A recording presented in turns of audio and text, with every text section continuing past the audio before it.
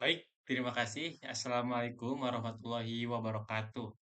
Di sini saya Andik Wilapraja dengan MPM terakhir 141 akan mempresentasikan atau akan menjelaskan mengenai pemikiran politiknya Al-Farabi. Ada tiga subtema yang akan saya jelaskan. Satu, kebahagiaan yang bersumber dari pengetahuan. Kedua, fitrah manusia sebagai makhluk sosial. Dan jenis-jenis negara yang implikasinya pada kebahagiaan.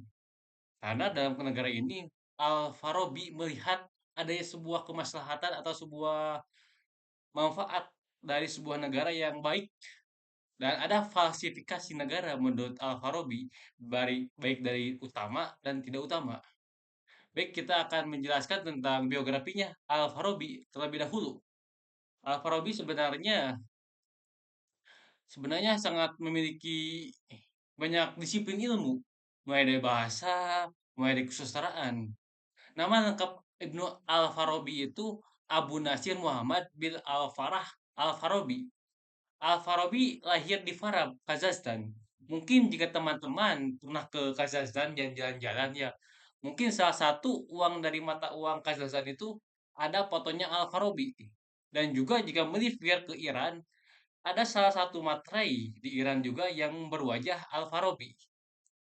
Al-Farabi adalah ilmu baik dari agama, yaitu baik fikih, tafsir, dan hadis, dan juga filsuf.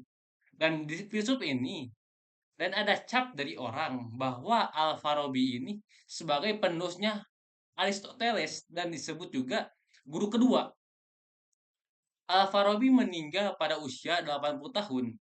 Dan kita masuk ke dalam pembahasan yaitu pengetahuan sebagai sumber dari kebahagiaan. Bahagia di sini adalah puas dan tuntas sempurna. Tidak melirik hal lain lagi. Jadi, bahagia itu ada di puncak. Jika sudah bahagia, maka tidak bisa turun lagi. Maka bahagia tidak bisa ditemukan pada kekayaan atau kenikmatan materi, namun terletak pada pengetahuan. Kita dalam menyikapi apapun.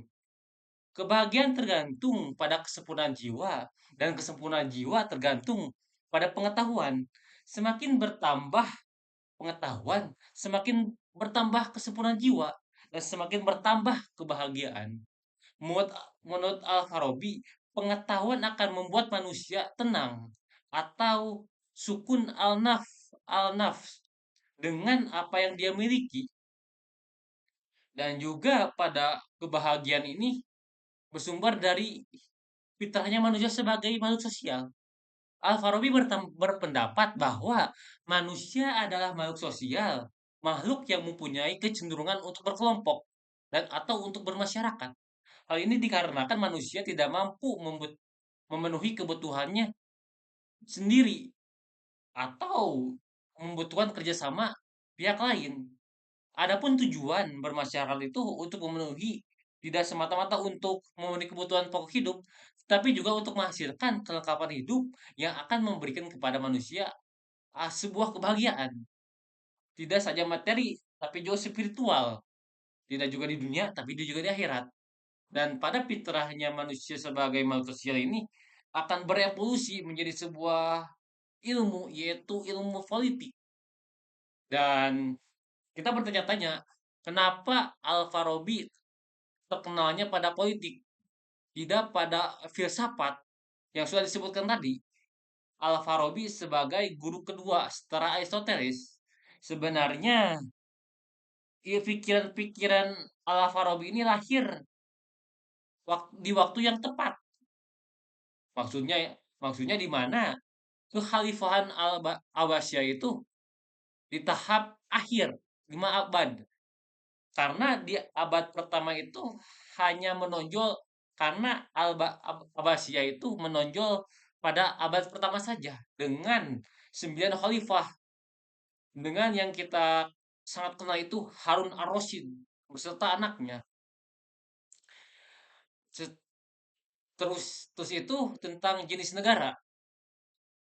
Jenis negara oleh Al-Farabi ini dibagi menjadi negara utama dan negara tidak utama. Negara utama atau Al-Madinah Al-Fadilah adalah merujuk pada negara di mana penduduknya ada pada kebahagiaan. bentuk negara ini dipimpin oleh nabi atau filsuf. Dan saya melihat pada negara utama ini, melihat implikasinya atau hubungannya dengan filsuf gurunya Aristoteles, yaitu Plato. Di mana Plato juga ingin sebuah negara, sebuah institusi pemerintahan dipimpin oleh filsuf dan membagi juga beberapa dimensi pada negara itu sebagai filsuf, umos sebagai harga diri yaitu para prajurit, dan epitumia sebagai nafsu yaitu orang-orang pedagang dan orang-orang rakyat pekerja. Kedua, falsifikasi pada bukan negara utama oleh Al-Farabi itu negara orang-orang bodoh, yaitu Al-Madinah Al-Jahiliyah. Negara orang-orang bodoh adalah negara yang penduduknya tidak mengenal kebahagiaan. Terus kedua adalah negara orang-orang fasik.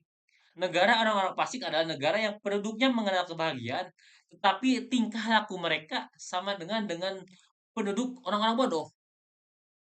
Ketiga itu negara yang berubah-ubah atau Al-Madinah Al-Mutabadilah.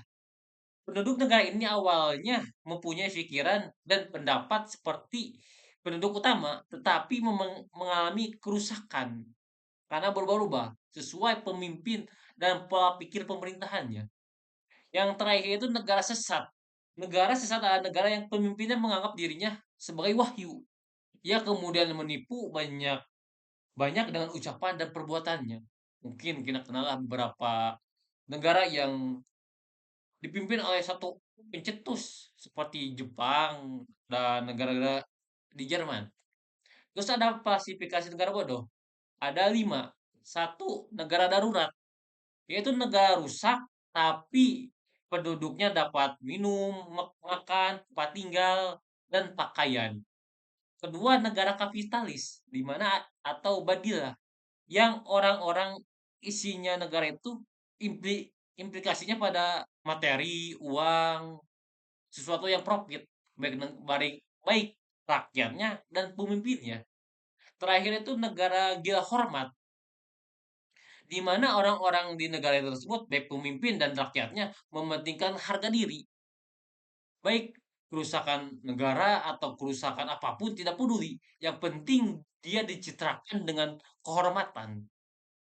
Terusnya itu negara hawa nafsu, di mana negara yang penduduknya mementingkan kekejian dan berpoya-poya.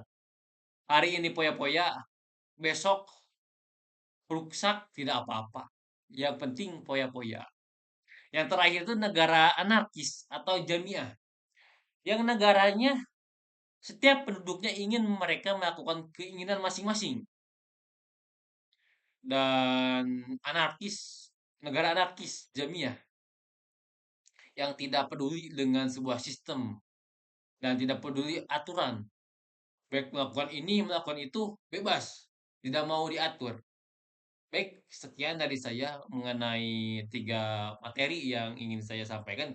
Baik tentang kebahagiaan, yang implikasinya pada pengetahuan. Kedua itu tentang fitrahnya manusia sebagai makhluk sosial. Dan ketiga, jenis-jenis negara. Dengan negara utama, negara tidak utama, dan falsifikasi negara-negara bodoh.